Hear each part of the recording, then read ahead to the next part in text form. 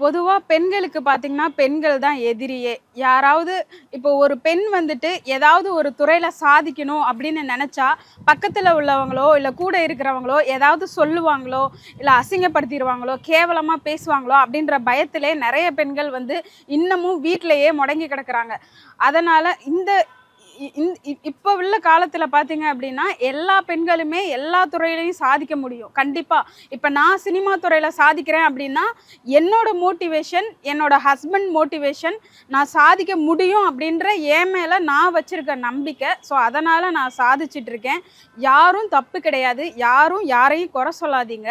So, நீங்களும் உங்களோட உங்களோட திறமை என்னன்னு கண்டுபிடிச்சு, நீங்களும் முன்னேற ட்ரை பண்ணுங்க. மத்தவங்க முன்னேறுறவங்களையும் எந்த குறையும் சொல்லாம, அவங்களுக்கு ஒரு வழிகாட்டியாவும் இருங்க. இனிய பெண்கள் தின நல்வாழ்த்துக்கள். நன்றி.